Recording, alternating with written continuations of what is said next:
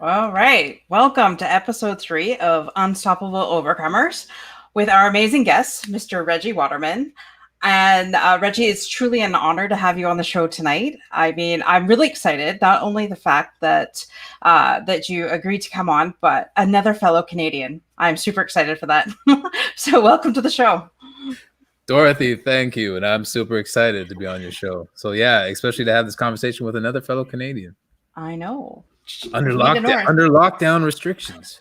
Under lockdown restrictions. Oh, and I think we were probably going past May 20th. You think so?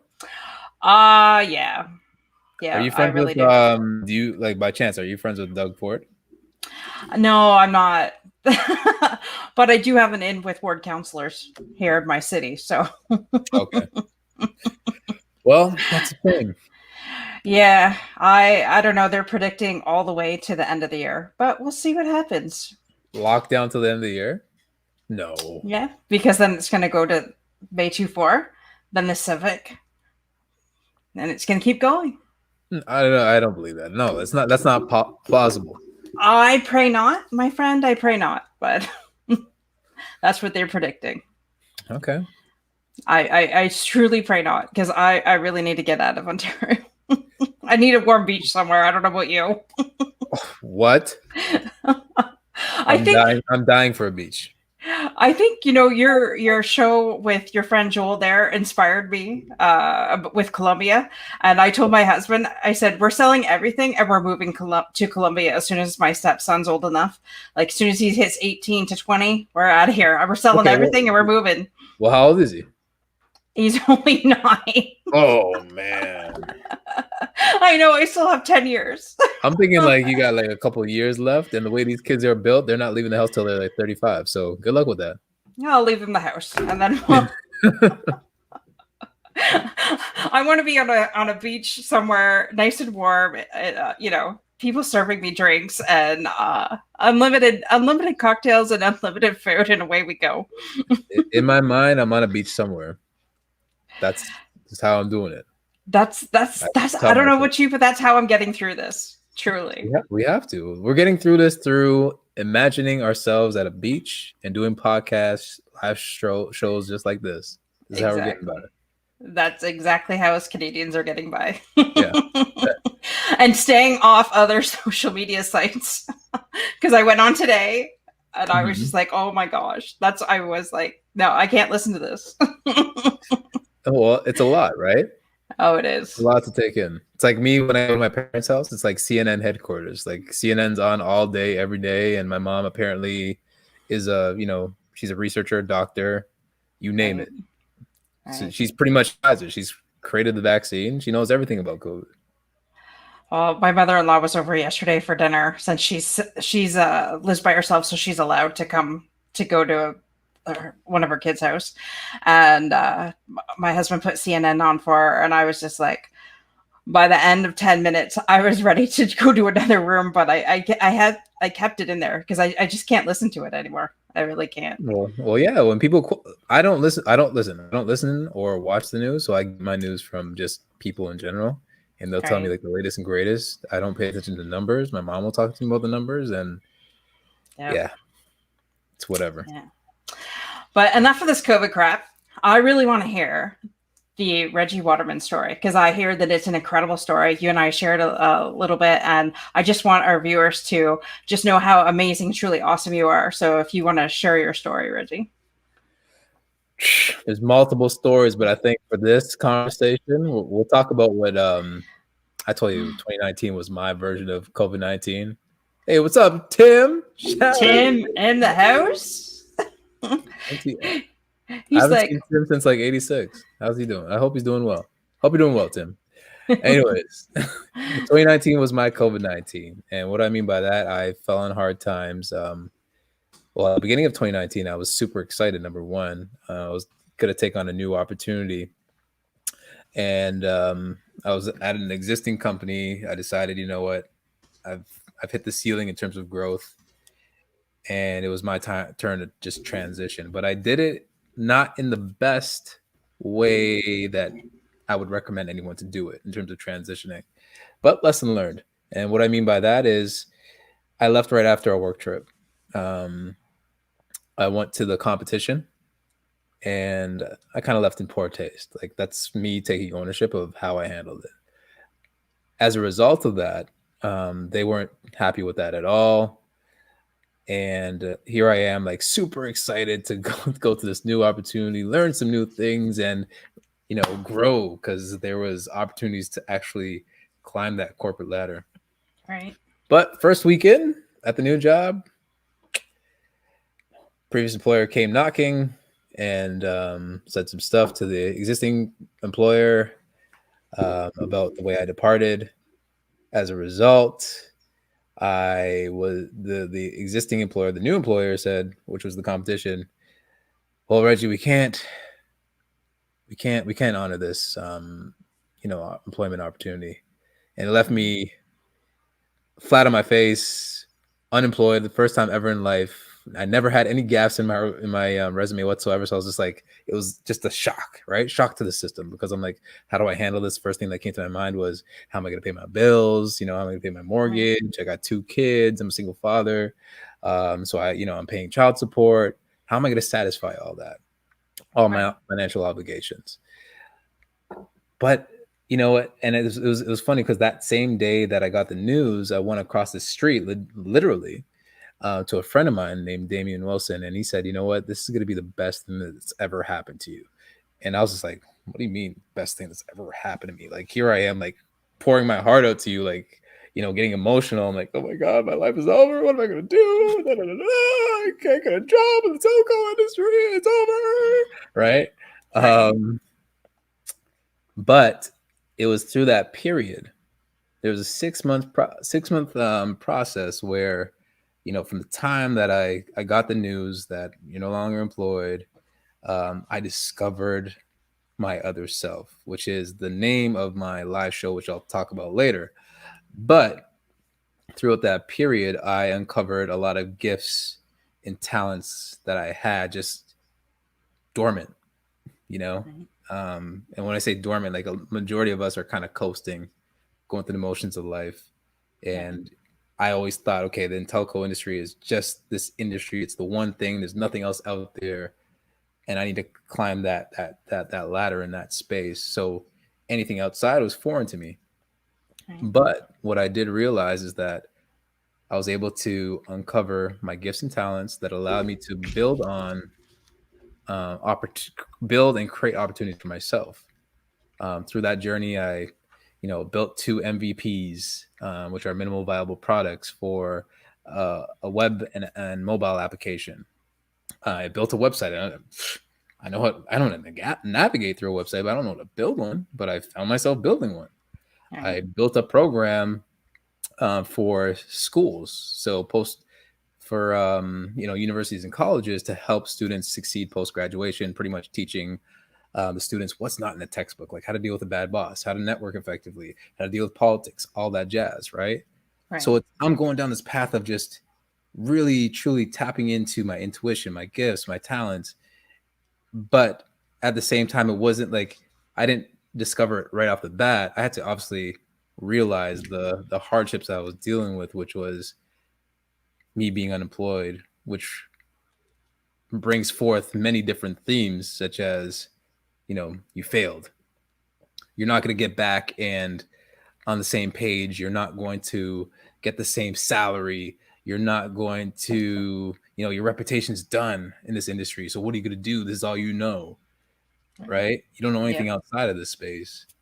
So there's a lot of depressing moments for me where I had to lean on friends and family that were there to support me in terms of getting right. You don't know anything outside of this space. Oh, sorry. Who was that person? I'm trying to page Jen. Jen can't find the link. I'm sorry.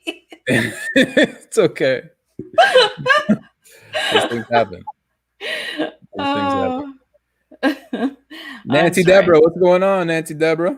Yes. First of all, I just want to commend you though for owning your own shit. Because it took a lot for you to say, hey, I messed up. But I also know that God works in mysterious ways, and you would have never got out of that job and where you are now by that not happening. You'd still be where you were, and what you thought might have been what you wanted to do. I'm sure you're more happier doing what you are right now. Oh, so happy. You see the smile on my face? Nancy, that was for you. Tim, that was for you. Hold on, let's say that again. We'll do what did she say? A snippet? I'm trying to learn all this new stuff from our amazing friends. Hold on. You could take a selfie of us. That's what the cool kids call it, apparently. A selfie? Well, I could take a selfie, but crap. New. Tim says screenshot. Okay. Ready? Do that again, because that was just too cute. Oh, you know what? let me get my good side. Hold on. All right, let's do this again. Ready? There we go. We got it. Sorry, people. I abuse myself sometimes. Oh, there, Jen got on. Good. Hi, Jen. Hi, Jen. What's up? We're just fooling around with things here. Nancy Deborah. Yes. Deborah Nancy. Thank you, my friend. And it's amazing to watch you fly into your amazing talents as well. Nancy's taking off. I know. She's like going after it, and I bet you she gets her LinkedIn live. Owning it. Like going. She got it? What do you mean you got it, Nancy? Did you get your LinkedIn Live acceptance? Either she got the LinkedIn Live acceptance or she got the screenshot of us. Oh, okay. Either or is a good news. All right. So sorry to interrupt your story, but so you said you have what? How many shows now? 3, 4 shows? 2, 3? I know of at least 3. I think 3. I got Discovery of the Self, which is we just finished season 4 last month, and we have Cooking with Class, and then I have a virtual book club, which you are part of next week, Monday. I am super excited. Yeah. I am super excited to be on the Reggie Waterman show. Like, you have no idea. And I was actually nervous all day having you on my show, because I'm like, not only is this a fellow Canadian, but like Reggie, I don't know. Hold on. Let me stop you right there. Yeah. Never be ever nervous about a fellow Canadian. We're so nice. We say sorry. Well, we don't need to say sorry. We don't even mean it. Like, oh, hi, Tim. Sorry, Tim. Like, why did I say sorry? I don't know why. Part of the vocab. Sorry, guys. I feel like I can. Well, yeah, you're right. Because I feel like you're at home because you are a Canadian. And it's just like, I love all my American friends. Don't get me wrong. And they're like brothers and sisters. But I don't know. It's just nice to have a fellow Canadian on. Mm-hmm. Like, shout out to the Americans. I'm gonna be honest with you. I'll put it out here right now. I'm jealous of all of you guys because you guys are acting like there's no pandemic. And in Canada, we are stuck in our igloos. Yes, because Americans think that we live in igloos. So we do, even in the summertime, we do. Mm-hmm. And it's called lockdown. Exactly. My husband has a white shed so he can go to his igloo. Yeah. Shout out to all the nationalities. I love it. Yes, I love it. Oh my gosh. Okay, so Discover Yourself. That's what, you're in your 3rd season of that?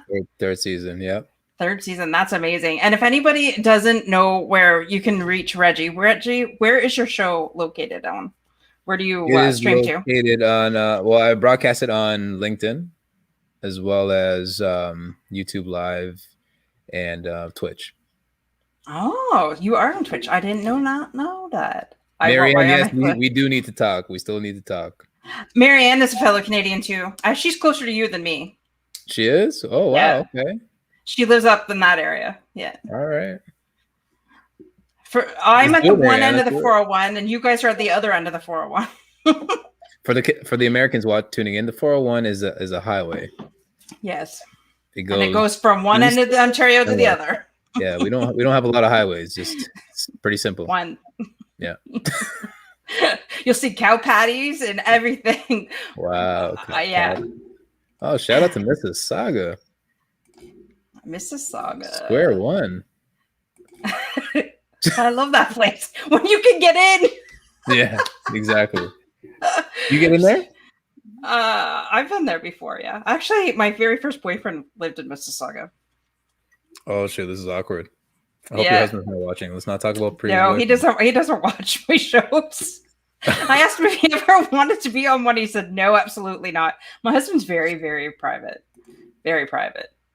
Well, he's not private about it. One thing he's not private about is his cheeseburgers, his love for cheeseburgers. Okay, that's your doing, my friend. That's your doing. We won't tell the audience what that was about anyways, because I'll get myself into major trouble. Mm-hmm. So you said that you have a program called the Open Concept. Let's talk a little bit more about that. Yeah, so during my employment hiatus, where I was trying to figure out what I wanted to do when I grew up, I remember having a discussion with my mom, and I was obviously trying to figure out what I want to do next. And I told her that, hey, I need to give back to like the students that are looking to transition into the real world. I remember back in my days, and even when I was managing new grads coming into the workforce, they didn't really know what to do, and I didn't know what to do either. I've always felt like schools didn't really give me the tools that I needed to succeed. So she's like, "Yeah, you should do that." And I told her, I'm like, "Okay, I'm gonna reach out to the libraries." She's like, "Why would you reach out to the libraries?" I'm like, "I don't know. I gotta start somewhere. Don't students go to the library?" No, she goes start with the university. So I said, "Okay, cool. I'm gonna do that."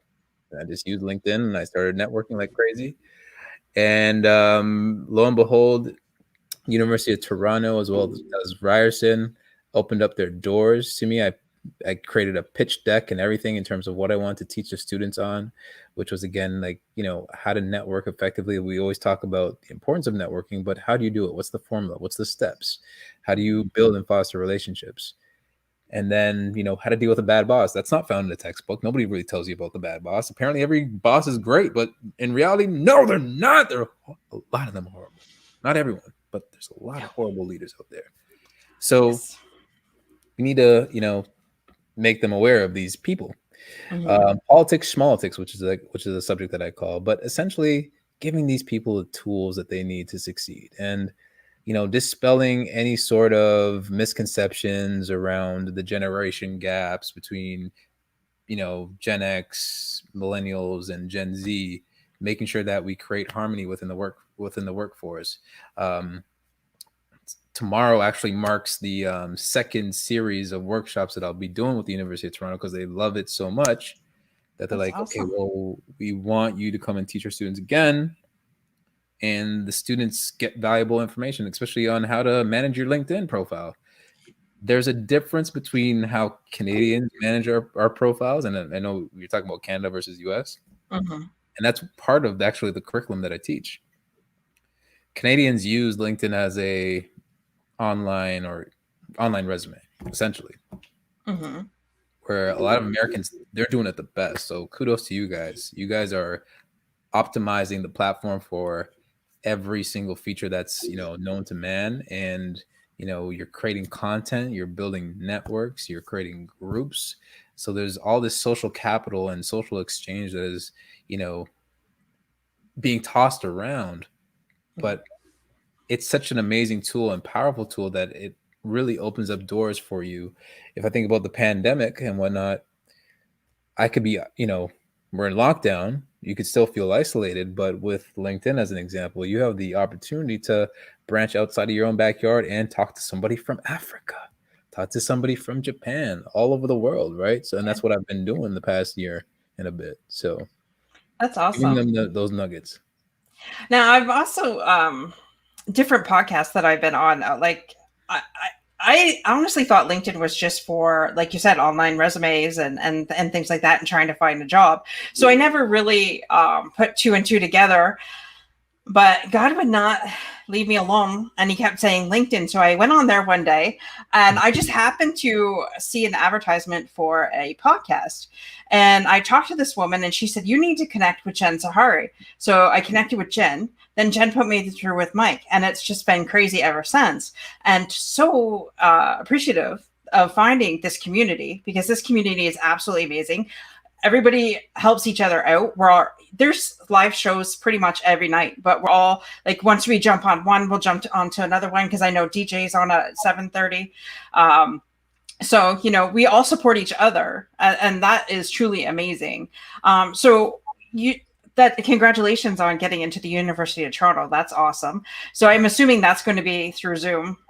Yeah, through Zoom. Yeah, through Zoom. And my nephew's going to the University of Windsor starting in September. Oh, yeah? Okay, so cool.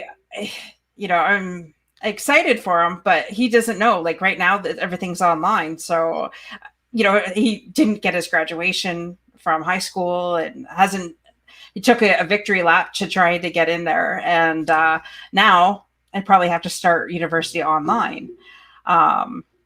Tim had a question here. When did you start live streaming?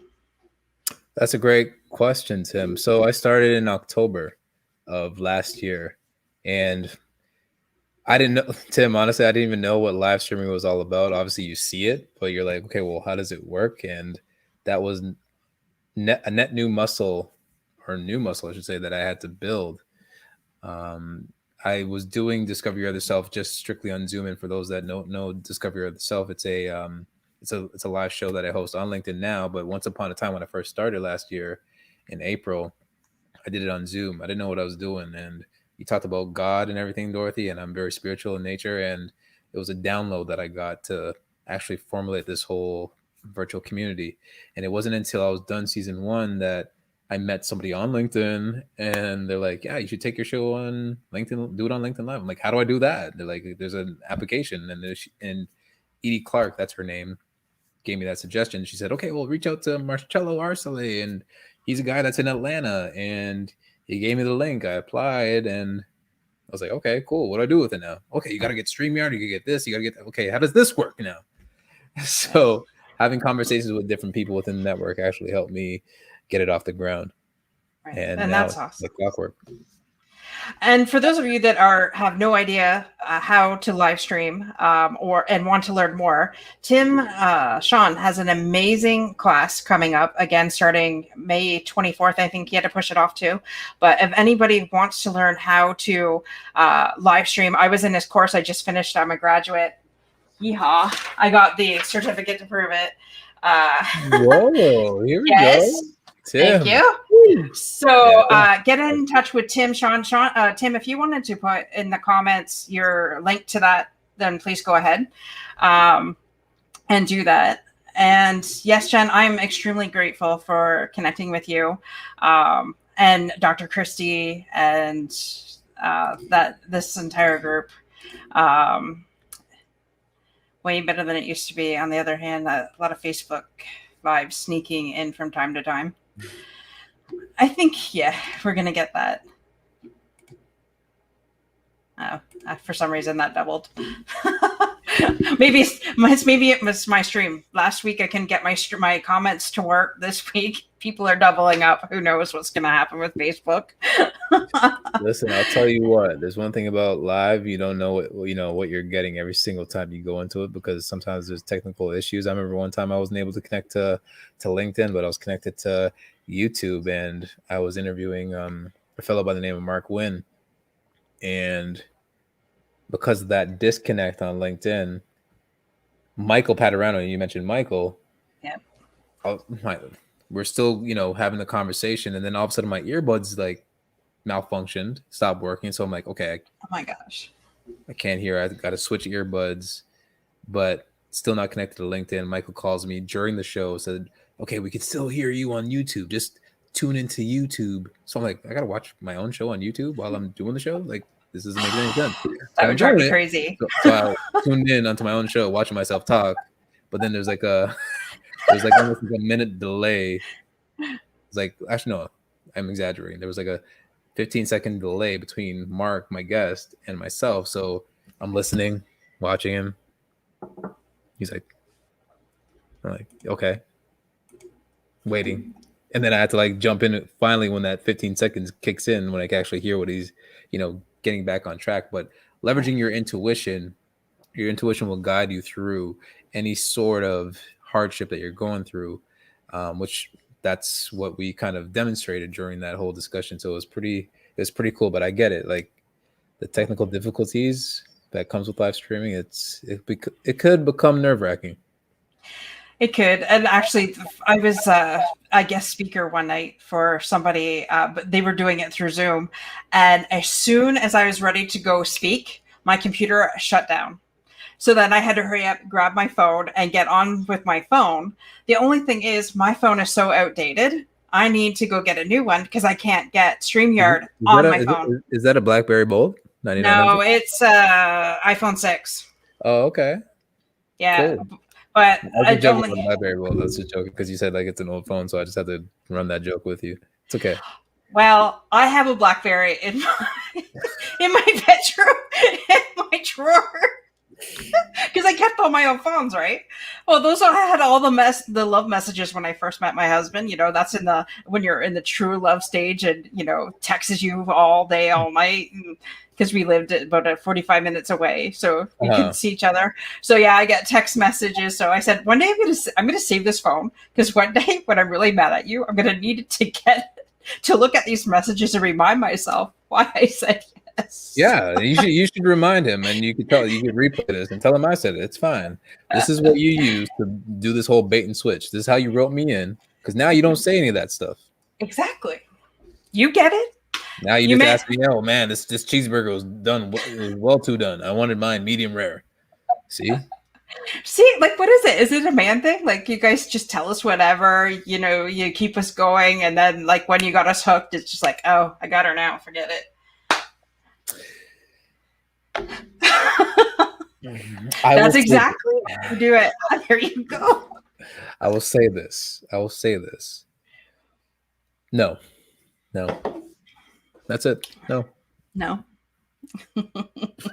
He's too busy at work, which I understand. I mean, he's working 6-7 days a week, so he is busy. Oh wow. So yeah. So you better be sending him sweet nothings then while he's working. Honey, I send him text messages almost on the daily.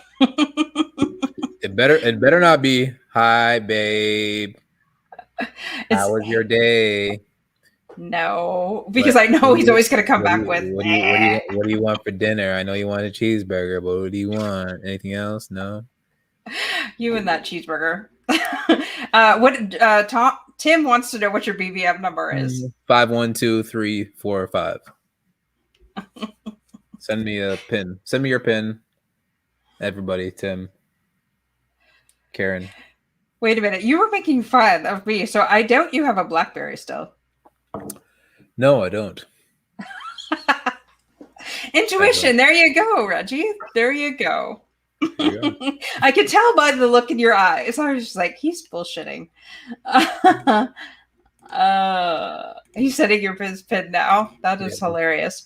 So what would you say out of your story that you shared today was your biggest obstacle that you had to overcome? I mean, besides losing your job and things like that, but what would you say that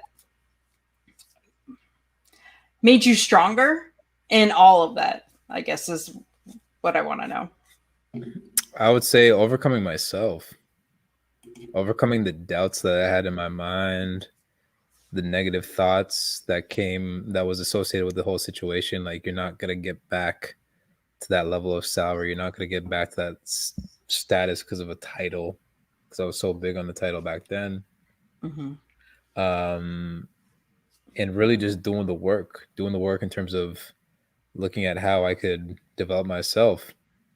I had to watch a lot of videos from Les Brown to Joel Osteen to motivate me, to empower myself. I even took the opportunity to go to Tony Robbins when I was unemployed, and I was like, why am I even doing this? Right? Like, I got to be responsible with my funds. But in reality, it's about investing in yourself, taking the money and looking at ways that you could build on these strengths that you never tapped into. Right. So it was really truly honing in on all of that in order to realize the magnificent self that I can be and being unapologetic about who I am. Like just before I came on to your live, legit is a true story. You don't want to hear anything else besides true story, but I just decided, it's been a year now since I signed up to a talent agency doing, commercials and so forth. And I was just doing a self tape, like an audition that you have to actually submit. Right. And I never saw myself doing any commercials, TV and modeling and stuff like that. But I got my first gig coming up this Saturday, and I'm super excited about that. That's awesome. That's We're there. awesome. Yeah. Wow. Okay, so Jenny says, oh, she's just naming everybody to say hi. Hi, Jenny. Good to have you on. Shout out to Elaine. She was in our class too. She's awesome. For newer people watching this or the replay, what is the number one thing you suggest that they start navigating getting themselves out there? Yeah. So, good question, Jen. So as a result of what I went through, my means to give back is to help people, with what I've learned through that whole process. As a result of learning about myself through that process, I developed a framework called the Time Matrix. And the Time Matrix, it's an acronym. It's not actually just time, but it means this is me, because I want to help people become be unapologetic of who they are. And it's a 4-quadrant matrix. So it's like a line from the top all the way down, left to right, and top left-hand corner, it's what I don't want in life versus what I do want in life on the top right-hand corner. Bottom left-hand corner is what my superpowers and my unique talents are. And then the bottom right-hand corner is this time next year.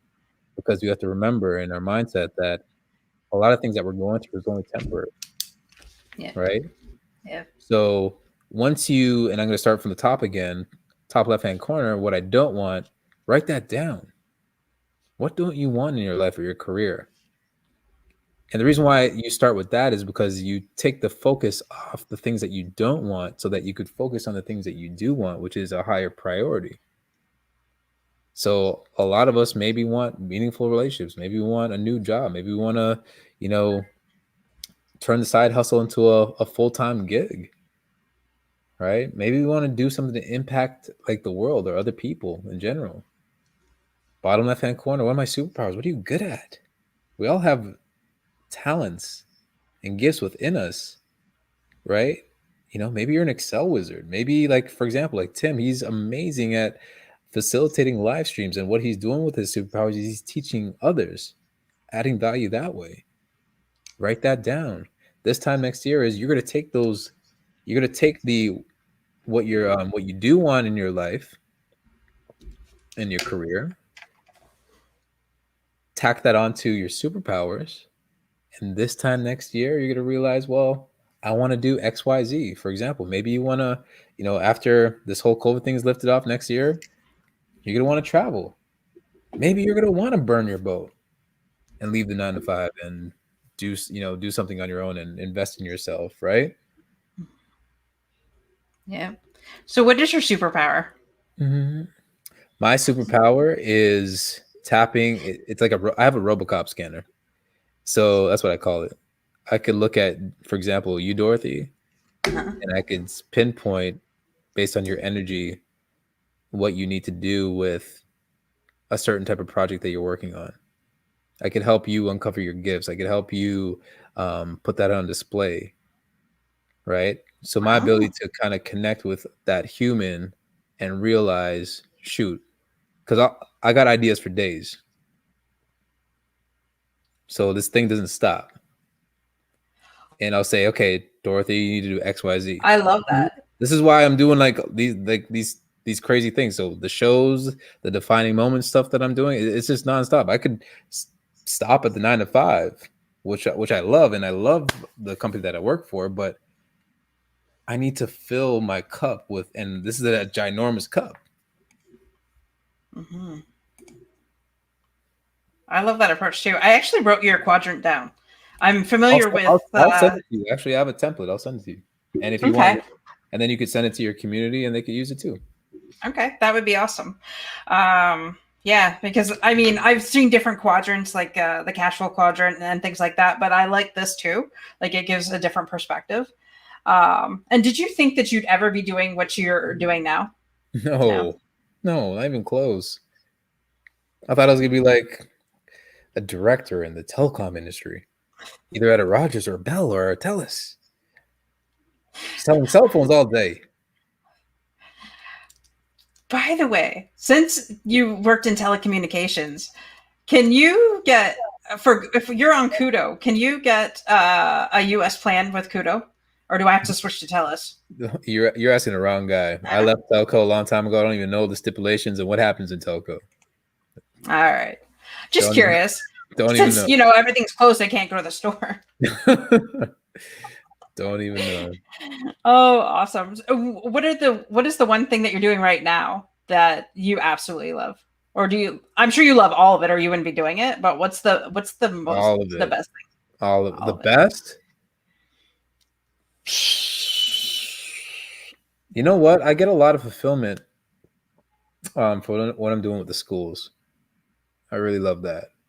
I really love investing in the future leaders of tomorrow because at the end of the day, I think we got to do our part to keep this world going. And I didn't realize what it meant to have that server mentality. I would probably say the last 2 years, it was always about, okay, well, what am I getting out of this? Right. Adopting that mindset and looking to help others become the best version of themselves is so much more fulfilling. And when I see that I see the reaction of the students and like, oh my God, he's not just another talking head. He actually has a life. He's got a soul and he's like energetic. He's not just like my teacher that's just saying, study the 4 P's of marketing, read this textbook, read chapter 3 and, do a report on it. No, I'm like, let's talk about real life. Mm-hmm. Let's talk about the times that you're going to fail. Let's talk about the times that you're going to fall on your face. And how do you get back up on your feet? Let's talk about that bad boss that's going to steal your ideas. Let's talk about that bad boss that won't give you that promotion, won't give you the opportunity to shine. Let's talk about that. How do you overcome that? I want to talk to you about that. And that's awesome because kids nowadays, they have no clue. Absolutely. I look at my nephew and he's going into university and this kid is not prepared at all. No. Love him to death, but his dad has not prepared him. And the best is like even talking to my nephew. My nephew, he just had a birthday last week and we went over to his house, to my sister's house to have like dinner this past Friday.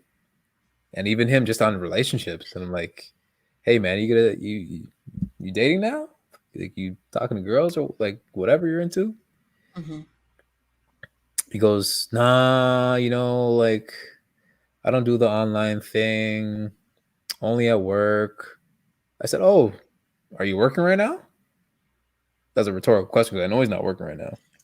No, I'm not working right now. So then you got to tell these guys exactly what to do. So it's like, I feel like I need to create a Tinder account for him just to get started. But it's weird. Imagine me, like uncle, like. That is hilarious. Actually, because we're honestly in this day and age, I found dating really hard for me. I really did. I mean, but I had left an abusive relationship and needed to find myself. So I gave myself like 10 years in between because I was crushed. But I did end up finding my husband on Zoosk after trying many different dating sites. And, I tried the eHarmony and the Christian Mingle and all that. And that was like a cesspool because they think that because you're a Christian woman that you're stupid and naive and that you'll fall for anything. Yeah, I'm here to tell you, I'm not one of those stupid people. I have been... yeah. Anyways, we'll just leave it at that. I love that. You love that, eh? Yeah. When you think, they think just because you're a Christian woman that you will fall for anything. I'm like, honey, you have no idea. No idea. Like I could spot a shyster or a scammer like a mile away. I'm curious though. You Yeah. don't have to answer this question if you don't feel comfortable answering it. I'm an open book, Reggie. What does a pickup line look like on Christian Mingle? Does it look like is it like a Bible verse? No, they just think that you're very. They try and like feed you a line. Oh, you're so beautiful, and oh, I Anyways, would give you half of my Eucharist. you would get what was that? So if you're Catholic, I No. would say so the Eucharist is like you break bread with Jesus because Oh, okay. I'm Catholic, so it's like Okay. you receive bread, which is Right. the body of Christ, and Right, the body of Christ. Yeah, communion wine, we call it. yeah, But yes, okay. communion. So Okay. like the loony, which is Yeah. like the bread. Yeah, The bread. so Yeah. I would break it down in half to give to you. It's not that funny anymore, but I know. I'm just talking. Oh, that is so funny. Shout out to Tim. Tim saved me. Tim, you still there? Well, well, and they think you're stupid, and you'll fall for anything. Like seriously, the amount of stuff. Like I have a very soft heart, and I really I go for the underdog. I always have my entire life, but I mean, just the way they are. Like, do you honestly think I'm going to believe that shit? What you're trying to tell me? Like, honestly. So, anyways, I gave that up. And I was just ready to give up on dating. Like I wanted to be married and find the right guy, but I was just ready to give up. And I went to Zeus and I said, okay, I prayed about it. And I said, God, you've got 3 weeks, there's 3 months on here. That's all I'm paying for. I'm not paying for anything else. And within 2 weeks, I found him and I was off after our first date. So. And the rest is history. And the rest is history. Ladies and gentlemen, Dorothy's making a lot of cheeseburgers for her husband because her husband loves cheeseburgers. And she found her husband on that platform within 2 weeks. Let this be a testimonial to you if you are looking for that special somebody. Surrender, detach, and let it flow. Do not become attached to the outcome. Because when you do, you try even harder, right? And then you push them away. Whoa. You push them away. So you let go and let go. You feel disinterested and you're like, oh, okay, if it works, it does. And if it does, it does. If it doesn't, it doesn't. Which is like the polar opposite of what we've been taught, right? Like I you gotta know, go right? after what you really want. But when you detach yourself from the outcome, as you mentioned, yeah, it just comes back. Yeah, it does. Yeah. And never ever be the first one to tell him that you love him. Make him work for it. Oh, sorry. Yeah. Him? Yeah, make him work for it. Okay, Dorothy. I thought you and I were friends. So like, hey, he said I loved you first. I think it's a communion conversation, teaching people in all relations how to communicate, see each other's perspectives. Exactly. It is. I love that. And Reggie and I won't agree on what I just said before, so that's okay. Nope.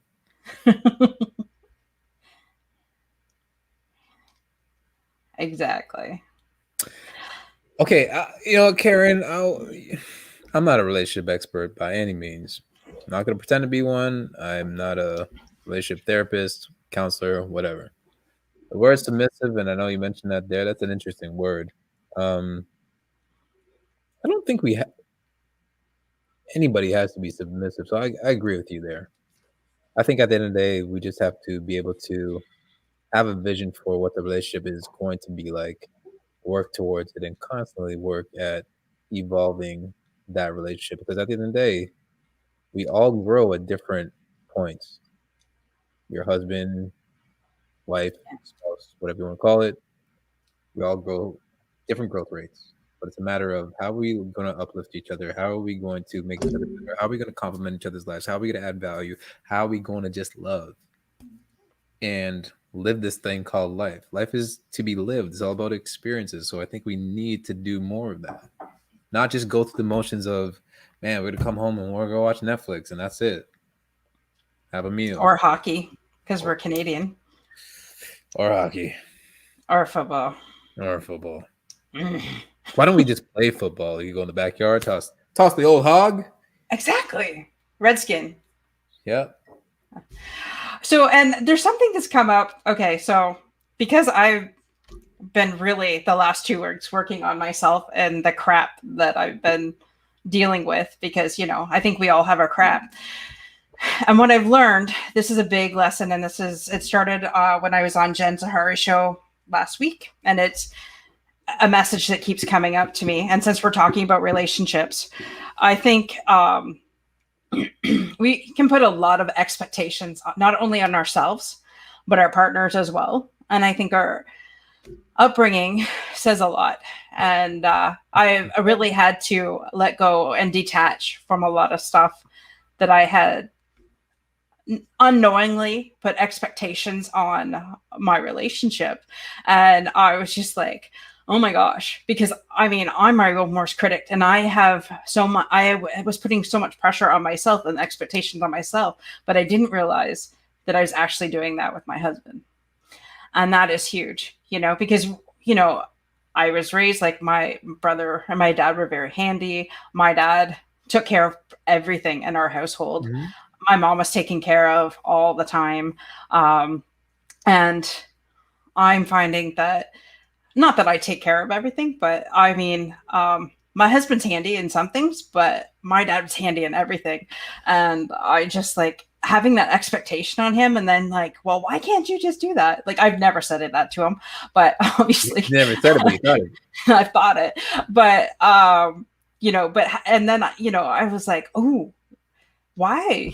That, and Jen had brought up ego versus expectations and things like that. And I was like, oh my gosh, if I would not have done that right at the beginning, life would have been a lot simpler these last 4 years. But I've learned, and now I'm taking what I'm learning and putting that to my marriage for the next however many years we have together. But we got married late in life, so we're not young. Listen, I always say you're as young as you feel, right? True. My thing about like expectations, and that the example that you gave about seeing your father being a handyman and you expecting your husband to be that way. I think we have to understand that, and when I say understand, we have to acknowledge what we've been exposed to from childhood, because that carries forward in adulthood, it manifests in different ways, right? But what I really want to say is, and I've developed this and it's just recently, I developed this like illusionist mindset where I'm creating my own reality in my mind. Like, we talked about, being on a beach. Like in my mind, I'm on a beach. Yep. I'm taking my mind in terms of relationships. Okay. But I want to share that with that significant other to say, okay, well, this is where we're going to be at. How do you feel about this? And like, even Jen says that she's in the comments, like shared vision of life together. It's about, well, what kind of life do we want to live? Right. Let me understand what you're good at and what you're not good at. And I want to kind of dispel those expectations, because I just want to enjoy you for the person that you are. Yeah. I understand that it's not always going to be perfect, but okay, well, I want to know, how do you fight? Right? Because that's important. We're not gonna agree on everything. And when we fight, who are you gonna call? Not Ghostbusters, but what are you calling? I was just gonna say that, Ghostbusters. Right? You're gonna call, and I'm still learning this. You're gonna call somebody that is your group of friends that are just single. Like, I'm still learning this, because they could draw their negative connotations onto you. Or you're gonna call somebody that are a group of friends that are married and they want you to stick together, right? They want to help find a solution, because misery loves company. If the single friends are single, they want you to be single too. They can't wait for you. They're like, oh, join us, it's a party. Woo! Even in lockdown, it's a party, but it's not really a party because nobody's going anywhere. But anyways, the point is, unless you're my brother, knee parties doesn't matter. Yeah. I just said that in front of everybody. Oops. It's okay. It's okay. You might have a bubble party. But no, it's important just to enjoy the moment. I think if COVID taught us anything, it's about enjoying the moments, because we don't know what's going to happen one day to the next. Right? So don't get caught up in all the things that may not be happening for your relationship right now. Think about where the relationship could actually go. Have those conversations because it's truly important. Yeah, and I growing up, like there was not a whole lot of communication between my parents and their marriage. 47 years this May 25th, my parents will be married 47 years. And I can honestly say that sometimes How long? 47? 47 years. And out of the 47 years, how long have they not been speaking? Well, okay. They speak, but I used to have to be the go-between until I said enough. I am the child. You're the like speak to each other. Well, Because they had you for one purpose, which is to be their relationship therapist, and you failed at that apparently. oh, you don't want to be your parents' therapist. Trust me. The things you hear, it's like, oh. Anyways, I mean, obviously they communicated, but on some hard stuff, it was like I heard about it first, and I'm like, go speak to dad or go speak to mom, you know. And I'm not saying it was always that way. So, and then whenever in past relationships I would be in and I voiced my opinion, well, then I was belittled and things like that. So to open my mouth is, believe it or not, kind of hard when you need to have that hard conversation, but you have to do it. And immediately, as soon as I have that hard conversation, it's like I immediately feel better. It's just like, well, why did I put it off for so long? Why didn't I just do it right away? But live and learn. Live and learn. So I'm gonna tell you this. Something just came into my spirit. Okay. This is random. Okay. Mm-hmm. You are the author of The Overcomers, right? Yep, I am.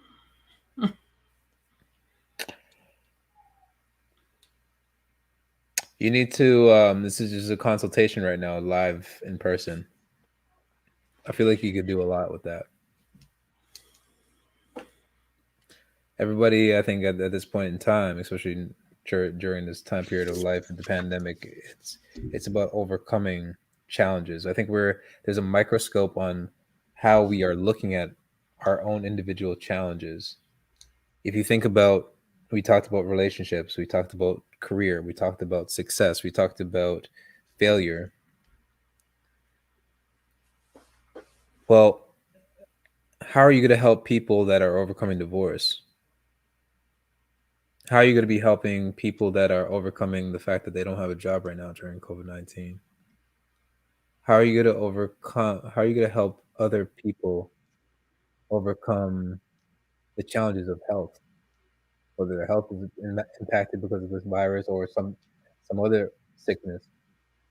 The stories you collect, even on this platform that you're building right now, and this is only episode 3, you got a long way to go. But I need you to relish in the fact that you got started. Not many people will get started on anything. They'll talk about it, but they won't be about it. Majority of people out there just love to talk without execution. Ideas are shit, right? Yeah. If you can't execute. Yeah. So I want to just give you kudos, Dorothy, because I love the title of your book, and we're going to talk about it next week. But I love the platform that you're building right now, and I just want to say that you have a tremendous opportunity and to step into your greatness, step into who you are, and continue to put that on display. And I need you to, it's not about me, again, server mindset. Take a lot of clips from this and expose it. Yeah. Thank you. And I think that's, because I've already been through so much, and that's why I decided to write the book. And that's why I decided to do the show. It's great being on other people's shows and I love it. And I've met a tremendous amount of people, but I also wanted to showcase people who have overcome and use those challenges to help others. And that's why, I've asked you to be on the show, and that's why we're out here, sharing our story, because we are helping other people overcome those obstacles. I can say, hey, I know what it's like to have low self-esteem. I know what it's like, to not want to live at some point. And I know what it's like to be in an abusive relationship and get past that. And that's why I decided to write the book. And that's why I decided to start Unstoppable Overcomers. But I thank you for speaking that into me. No, That's no worries. awesome. No worries. No, it's just something like the title of your book speaks to me because, remember I was telling you about the time where I would listen to a lot of Joel Osteen, and he would always say, like, don't have a victim mentality, have a victor's mentality, right? Mm-hmm. And then I think about victor and I think about overcomer, and it's like the two words play off each other in a sense where you have the opportunity if you want it, and it's only if you want it. People out there, if you want it, it's up to you. Jen, if you want it. Karen, if you want it. Gold, 24 carat Jenny Gold, if you want it. All of you, it's out there for you to take. Yeah. Did you see him at Comerica Park? Sorry, who? Joel Osteen. Did you see him at Comerica Park? I went when he No, was at Comerica Park. no. That was A powerful. couple years ago at the Scotiabank Arena, formerly known as Air Canada Center. Okay. Yeah, that's just awesome because it's funny. I went to that event and I got they had this book in a bag thing, and so there was a video, audio, and a book. And I came home that night and I wrote a petition, and I wrote out affirmations of what I wanted my life to be, and then I stuck it in an envelope and I let it be. Next thing you know, 6 months later, I met my husband. And that was one of the things that I wanted to do. And I had listened to his, it's 21 something. I listened to that daily, like for months. And I just, I kept putting it out there, what I really wanted. And I had forgotten all about that. And I think we go in periods of life where, we cycle, we know that, and then we're doing so good. So then we drop back from what was working because, hey, it was working. And then, then we get back into that rut and, getting yourself out of that rut. And, but do what works and don't be afraid of that and keep doing it. Oh, Marianne was at the Air Canada Center too. Marianne got the Joel Osteen at ACC. Right. And that's so true. Victim to victor, like you said, mentality. And I think I must be in for one hell of a catapult to like I have a bunch of stuff going on and Jen knows what I'm doing. And this weekend was nothing but reflection and digging through my crap. And there was a lot of it. And, that's dealing with the ego versus expectation. And I was dealing with that all weekend, even this morning. And it's just like journaling it, going back and forth and just pouring my heart out with God and journaling about it all. And, I truly believe, I truly believe that, once you're in that, and once you better yourself, you keep on going. And I truly believe that the next big thing is not next big thing, but the breakthrough that I'm due is coming. And everybody's breakthrough is there. When do you know that when do you know that you're about to reach a breakthrough? Conflict. Good answer. And there's been lots of it this past weekend. I know when I'm about to realize a breakthrough, and I was saying this on Mike Paterano's show last week because somebody taught me this. It's for me personally, and it differs for everybody, right? Yeah. When I'm getting downloads, and these downloads are actually my like inner self talking to me. You're gonna fail. Nope, it's not gonna work. You're gonna fall on your face. Everyone's gonna laugh at you. Mm-hmm. That's when when you could quiet that voice.